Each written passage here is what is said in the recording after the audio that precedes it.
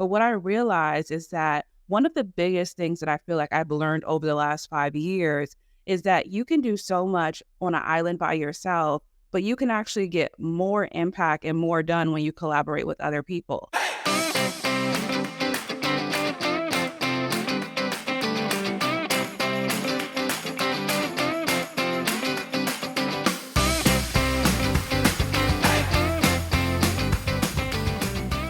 Welcome, everybody, to the Be You Run podcast. I am super excited about my guest today because not only she's local to Vegas, we just met, and then we realized how aligned we are when it comes to business, to life, how do we want to show up in the world. She's going to tell you all about it. And what we are talking about today is the amount of craving that we see within the entrepreneurial world, not only human connection, but also the need for inner growth. This is something that we're very aligned with, and I'm just going to let you introduce yourself, and then we'll go from there. Yeah, thanks so much, Ati, for having me. So hi, everyone. My name is Hazel Atkinson Brown. I am a child of God, a mom, a businesswoman, a career woman. I am all the things. I also have a podcast called It's the Human Experience, and I'm having a conference coming up, a women's empowerment conference in Las Vegas on March 23rd of 2024. So lots of hats, lots of things, but I'm Hazel. Well, and that is how we connected. So let's actually start like going back a little bit about how, because you run your business under Redefining You, correct? You do career coaching or do you coaching? Can you share with me a little bit more about that? Yeah, so my business is called Redefining the Future You. I do career coaching, but it's holistic career coaching as it relates to whether you're trying to grow your business or whether you're trying to grow your career in terms of your 9 to 5. And so when I started out doing that, it was really because of my own 9 to 5 career that kind of led me to realize like there is more need when it comes to helping people understand how to brand and position themselves with their resume and on the interview. Right. And then after I did that, I started to realize some of my clients that I would help get jobs making $30,000, $40,000, $50,000 more than their previous job. They were coming back to me because they didn't feel happy in their job. So I realized the alignment was missing in my program. Though I was helping them get the job, get more money, get all the things, fulfillment wasn't there. So then I had to add the component of making sure we pull the layers back, figure out who we are as people before we move forward with actually trying to find another job, trying to find that good income, if you will. And so with that, that is kind of what led to my podcast, It's the Human Experience, because I felt like a lot of people are on the journey of trying to become and trying to go after 6 figures. But since they didn't know who they were kind of struggling through that personal development. And then also hitting a barrier or a fence, if you will, feeling like, oh my God, I'm the only one going through all these things. Yes. But it's not. It's so interesting you say that because my whole thing this year is I went through something similar where I felt so heavy on my business and I felt like I'm doing all the things and nothing is happening. And it was all about do as opposed to who I was being. And last year, I shifted a lot of that. And I also kind of moved from just mindset to a lot of like inner spiritual, like also like subconscious reprogramming and all these things, right? Like recognizing that there is so many things in our mind that we don't even know they're there. Absolutely. And tapping into it when we feel it, right? Not just dismissing it and saying, not now, maybe another time. Being able to realize when something is really coming for you in the sense that you're being called to do it. Well, and the truth is that work is hard work. It is. It is. Right? Because people are like, oh, I'm going to meditate. I'm going to do all these things. It's going to feel amazing. And I always tell people like, kind of. Well, you're right. And I appreciate your transparency and honesty around that because it's funny. I did my first hypnotherapist session last year and I bawled the whole time. Like I cried the entire session. And people make it sound like it's just supposed to be something that's so zen. And I'm like, yeah. Well, it could be at some point, right? At some point, like I do a lot of those things with my clients now because that was kind of my journey, right? At the beginning, it was like, reading all the books, doing all the things. But then I was like, okay, there is something missing here that I know it's there, but I can pinpoint it, right? And I think there is so many women going through the same. But tell me a little bit about, because how we connected is specifically through the conference. You actually reached out to me on Instagram, and then I was like, yeah, sure, let's jump on a call and make sure we're aligning, like all these things. And then we were like, dude, we are like so aligning and we're loving this. So tell me about how, like, from you having your business, all of that, all of a sudden you're like, okay, I'm going to do a live event. Yeah, no, absolutely. And so with that, like throughout the process of having my business, since like 2016, I started doing like meetup events. So I would do like coffee and conversations, paint and sips, vision board events. And so they would be at a smaller scale where maybe it's like 20, 30 women, right? And so I love the intimacy of all of that. But what I realized is that one of the biggest things that I feel like I've learned over the last 5 years is that you can do so much on an island by yourself, but you can actually get more impact and more done when you collaborate with other people. So though I was going to networking events and I was creating networking events, I didn't necessarily believe in teamwork or group work. Let's bring it back to school, right? I was always the kind of person in school where I would do things on my own. And I knew that if I did it on my own, it would turn out well. So over the last 5 years, I started to realize like you're going to these networking events, you're doing all these things and creating all these avenues, but how much would it make an impact and a difference in other people's lives and your own life if you started collaborating with people and really connecting to help bring that voice and bring that improvement in the lives of others further along? And so to your point of how we connected, the algorithm was algorithming that day. And so I came across your profile and I'm looking at it and I'm like, okay. And something in my spirit, to your point of kind of following your instincts, I'm like, she really seems like she has the same value system that I do. You can tell that everything is authentic and pure. And I'm like, that's really over here on my wavelength. And I'm like, okay, let me reach out.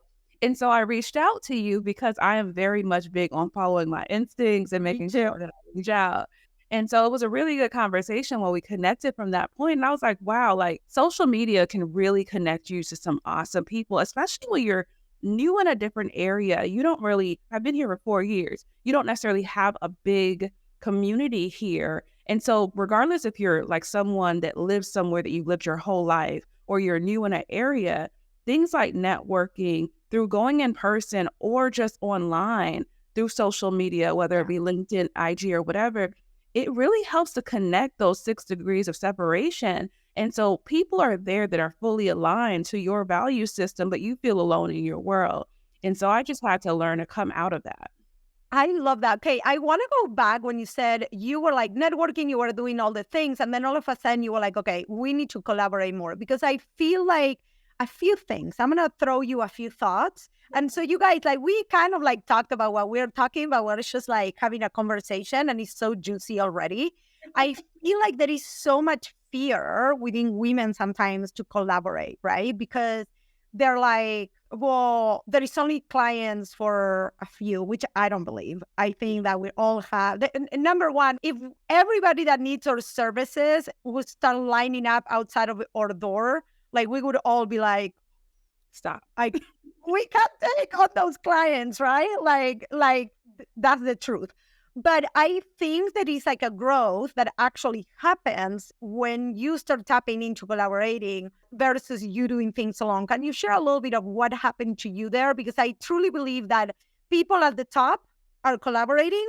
People at the bottom, they're like bickering, right? Like they're like trying to like do their own thing. So tell me a little bit about what changed in you, how you grew and you got to like that conclusion. Then you were like, oh, I want to do an event. Yeah, no, absolutely. I feel like the reality is like initially I was the person trying to make the connections in the networks for other people. And I necessarily didn't think that I needed it, right? So I'm creating that audience and avenue for other people to come together and become their best self. And then over time, I started to realize like on this solopreneur journey, I was alone often. And I'd say things to my family and friends like, no one understands what I'm going through. So then I had to realize like I set it up that way. Though I'm creating these avenues for other people, like how about collaborating with other people? And to your point, I've never been a gatekeeper. So if I ran across an entrepreneur, a solopreneur, whoever, and I had insider information to help them grow, I'm going to give it to them. But it just never really dawned on me that, hey, you could actually work with them Yeah. outside of co-working and really help to push your thoughts and your brand further, as well as push their thoughts and brand further. And you would see that in the same way, since you're a coach, I know you know this, as you're kind of listening to people, your thoughts just go on steroids and you're like, oh, they could do this, this, this. And when you come together with women who want to win as well, that's what happens within each other. So then you realize, like, why weren't we collaborating from the very beginning? Because we would went so much further, because there are things that are going to be blind spots to me that you're going to see, and there are going to things that can be blind spots to you that I'm going to see. So kind of staying in your own island, just trying to help those people, you're not actually making enough impact on the lives of those people, because you're only using the information in your mind, your books, and your podcasts that you listen to. Well, that's kind of like the whole concept of masterminding, right? Like that you're tapping into the knowledge and into the minds of other people that are in that group. And I just love that. So, and obviously, I love the whole idea of live events because I hosted my own. And there was a lot of that you're saying that I'm like, oh, that's exactly what happened to me. So, and another thing, I wonder, okay, so because I actually want you to share how you came up with the idea and the concept of your women empowerment event, because I love, okay, so can you share the name? Yeah, so it's workplace therapy, because we need therapy outside of the workplace. And to your point, and kind of to answer your question, I feel like I'm someone who's gone after all these degrees, societal standard, check the box, and all the things. And people would then try to move towards, I want this degree, I want this title, I want this status. And I started to realize, like, we are really starting to define ourselves around what we do and who we know.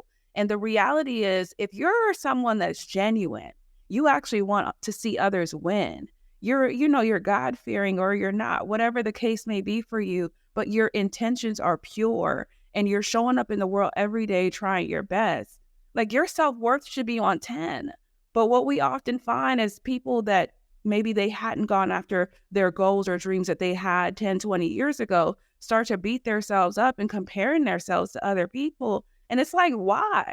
Have you been doing the best you can? Have you used what you had in your hand to get you as far as you are now? And if the answer is yes, then you're winning. You're really doing it.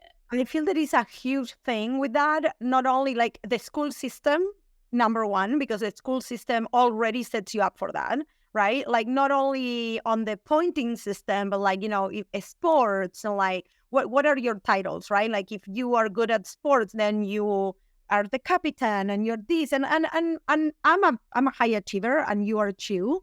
But I always, especially on my adult years, my goal is to always do better than I did yesterday. And I always try to tell that to my kid, right? Like you need to compare you to yourself, because the moment you start comparing with others, what happens is you don't know their standard. You don't know where they started. You don't know how long they've been doing it. You don't know anything. And I think, okay, so to the point of how good social media can be, that is kind of like the downside, right? Because before you used to like compare to your neighbor, now you compare to everybody. Yeah, no, absolutely. And that's definitely a thing that happens. And to your point, you have to use that. For me, it's being able to see someone else do it that lets me know that I can do it. So use it for inspiration instead of comparing yourself to that person and saying, oh my goodness, I haven't made it that far yet. And I hear clients say that a lot. And it's like, you don't know what they've had to do to get there. You don't know if you're willing to make the same sacrifices that they've made to get there. And so many times, like, you're comparing yourself to something you have no idea about. Yeah. And they might have, I think that time is something that, especially in the online world, a lot of people don't realize. People think people are overnight wonders because they just found it on the internet. But that's not how things usually go. Like I always tell people, I started my business in 2008 because even though it wasn't the same name, the same format, the same that I'm teaching, like my entrepreneurial journey started in 2008 when I started my photography studio. It's a different business, but it's the same me. Yes. No, absolutely. Okay, so work-life therapy. Workplace therapy, yeah. how you came up with this idea. And because I know that we're going to be talking a lot of deep conversations, and this is all for women. Actually, I want to talk about that a little bit because I think that within women, we have the craving to actually create these spaces and really truly curate spaces for other women. That is our calling. But it doesn't seem to be the same with guys. Now, events are a thing, right? More like conference like, but not so much going deep and really like talking about our fears. So tell me a little bit about that and what is the whole intention behind the event? Yeah, no, absolutely. So in terms of like coming up with like the name as well as kind of what I thought the event would be like, really as weird as that sounds, like it was something that I feel like I was called to do. Like the name just came to me one day, I wrote it down, and then over time, different components of what the event is supposed to be like started coming to me. So I have a huge whiteboard in my office kind of behind this setting. And I would just, every time I got a quote unquote download, I would go write it down. And then maybe about 8 months ago, I said to myself, well, Hazel, these things keep coming to you. At this point, you know what speakers you need to have at the event. You know exactly You what know, everything you just need to put a date to it. exactly. I'm like, I need to do it. So to your point of kind of not knowing what goes on behind the scenes, from that point, I said to myself, God, why? Like, why me? I'm already a 9 to 5er. I'm in healthcare IT. I have my own business. I'm doing a podcast. I have a mom of 3 kids and a husband. I'm like, I was like, I already had enough in my plate. I'm like, I'm done. Like, I'm doing everything already. Like, is this not enough? And I had to say to myself, like, okay, Hazel, it's a blessing that you're being called to do this. You're already doing events within your business. To your point, like, I've been in business since 2014. Initially, it was called Just Be You 24/7, and it eventually evolved into other names. And so with that, I had to say to myself, you know what? If he didn't want you to do this, it wouldn't be a thought. It wouldn't be a thing. So the next thing that I did was I reached out to all the speakers that was written down on my board, and they all said, yes, absolutely, this is great. And then Like when magic starts happening, right? exactly. The same happened to me. People were like, yes, what do you need? Yes, yes, yes. It's like, okay, so tell me specifically, who is this conference for? Yeah, so this conference is for us higher achievers that want the most out of life, but also want community. They want connection. They want to be able to develop that support, and they want to be able to get the strategy to help them get to the next level. Maybe they've gone after degree after degree after degree, and they're still feeling stuck, but they know that they want to do more, whether it be just creating that balance for themselves. Because as you think about just the way that the work world is going, pension plans don't exist anymore. 401ks, you cannot retire off of a 401k. So it's trying to figure out how to build wealth. Separate from that is figuring out how to put yourself first while you're doing all these things. You're not a yes person to your relationships, but more important, you're showing up for yourself as we age. Person to yourself. Right. You're a yes person to yourself. And as we age, things like self-care becomes important in terms of being able to even be mindful to figure out, is this my decision? Is this something that makes sense for me? So I'm not only talking about go get a facial, because I actually did my first facial last year. Actually, I feel like that kind of self-care, and this might differ to a lot of people. I mean, and I love a great massage, and I love like going and getting like things done.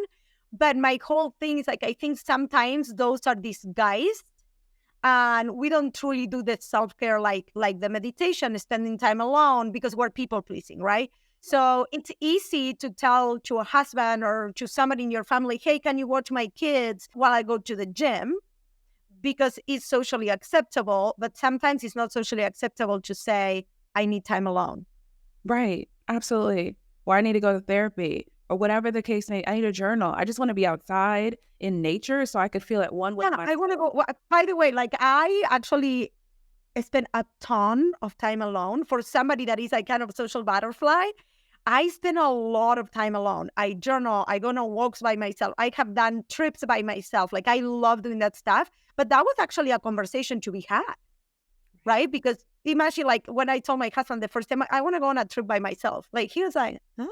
But then the conversation was great. But a lot of women won't even do that. Yeah, no, absolutely. I completely get that because what I did this year is that every month I have one day that I have carved up for self trips where it's just me by myself one day in a new city that's not too far to where I can get on the plane, go do my thing, come back Oh, and that's feel next level. my sister, who's I have several sisters, but this one particular sister was like, "I can't come." And I'm like, "No, I'm going by myself." So it wasn't even my husband that came up with the like, "What?" It's kind of weird. Like people feel like, and I think that obviously self care looks different for everybody. For me, now you put me on edge. For a while, I was taking one day a month, and I would go 24 hours to a hotel and be by myself. And I haven't done that in quite a while. I'm gonna retake that. That was glorious.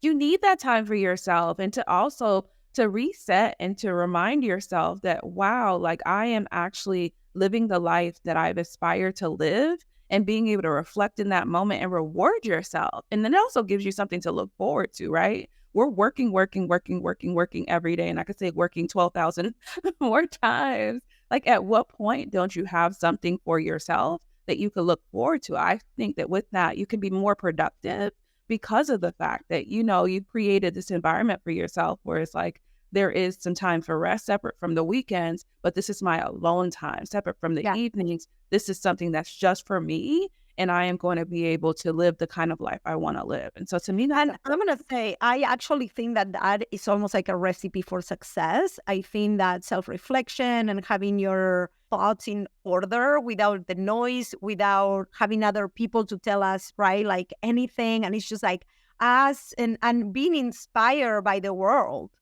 yeah, absolutely. I love Absolutely. that. So I'm going to be a panelist in your Yeah. event, and I am so excited. Tell me a little bit about all the other speakers, what people can expect, like all of that. Like maybe go through a little bit of like what the day will look like. Yeah. So I don't want to give you everything, but I No, it's will just like say I will say that I have 7 speakers lined up. One of the speakers I'll share is Perez Hilton. He's going to be talking about authenticity and branding and all the things. He's also going to be on a panel where he'll talk about branding and how to really put yourself forward in terms of getting to the next level, whether you're doing your own business or you're in a 9 to 5. Either way, you have to brand yourself. And I know oh, right now it's like not even it's a non-negotiable. Like I was talking to a client the other day, and she's like, I never thought that I would actually hire a personal branding coach. But she's like, I need to stand out on LinkedIn. I have all the strategy right for on my resume. I know what I'm doing. But I'm like, I need people to see me how I want them to see me. And I'm like, let's go. But yeah, that's a thing now. Yeah, absolutely. And so then to your point about the panels, I have separate panels. So I have one panel on self-care/balance. And so it'd be topics and strategies all around how to provide the right kind of self-care to yourself, but also allowing the panelists and speakers to be able to share their journey through self-care as well, so that you can see that every glam that you see on social media in terms of, oh my God, I'm living the best life. Like, for example, if I only post every time I was on my 1 day trip, you're seeing that 1 day trip and you're like, oh my God, Hazel's always somewhere because I've Yeah. made all these clips of all the different places I went in that 1 day. In the conference, you're actually able to get a better sense of how people are creating that balance for themselves and see a better perception of what their journey actually looks like, as opposed to just looking at social media. So we Oh my sell God. it. You know what I love? You just said something that it sparked me because it's so important to see the journey, the real journey. So many people talk about failure, but failure looks so different, right? Failure doesn't need to be like, I went broke and everything like disappeared and everything went down. But it's like the daily kind of like the daily grind of like in one day of a business, you can have like a super win and then a client that like payment default, and then one client you sold another client, and then like the same day somebody was like, I don't want to do this anymore, right? Like whatever it is in like one day of business. And I think people don't realize that. Yeah, I think what you're talking about is emotional intelligence. And that's something that we'll definitely all have stories around, because I feel like that is a mindset thing in terms of realizing what really should make it a bad day. I think we hear this myth and people say things along the lines of, oh my God, today's a bad day. No, you had a bad minute. You had a bad 5 minutes. You're choosing to make it a bad day. Literally, an example I can give you is yesterday, my phone broke. As soon as the day started, my phone broke. And I said to myself, well, God, that's better than an accident. That's better than I quickly changed my mindset. I think that a lot of it, and this was kind of my journey. So obviously coming from experience of my own experience, right? Is like, I feel like I was constantly dysregulated, right? Like there is so much talk right now about nervous system regulation, which I think it goes very hand in hand with emotional intelligence to really understand that like if everything triggers you, the answer is inside of you, it's not outside. The world, like we all go. My mom always tells me like your guy's life is like. I'm like, no, it's because you don't hear about every little thing that actually happens because it's not a big deal. Right. Exactly. Like things happen. Yeah, absolutely. I think it's just like what you focus on is what kind of becomes something big in your life. And it's like, what are you going to put your energy in on something so small for? When you have bigger fish to fry, you have bigger things to worry about. And so it's like, why even focus your attention there? Like you're going to create more hype and anxiety around whatever it is that you're concerned about. And I'd rather use that time to put it into positive things. Like, I'm not worried about that. To your point, things are going to happen. Yeah, Like things are going to happen regardless. And I think that people think that they don't happen to other people. They happen to them. So, because we're going to start wrapping it up, I want you to say again, name of the event so people get it. I also put it in the comments and I will put it on the podcast on the show notes.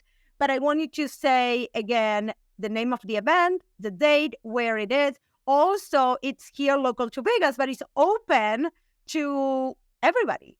So go to that. And then I have one more question for you. No worries. So it's Workplace Therapy Women's Empowerment Conference and event. It is in Lake Las Vegas. If you've been to Lake Las Vegas, you know it's going to be a vibe. It is absolutely beautiful. It's going to be from 10:30 a.m. to 3 p.m. on that Saturday afternoon/evenings to be able to allow you to do your mom thing in the morning and not have mom guilt. Come on out and pour into yourself, network, but still be able to get back home if you decide to do general admission versus VIP, because our VIP folks are going to go on a yacht cruise and we're going to do all the things and enjoy it. Is that on the afternoon after 3 p.m.?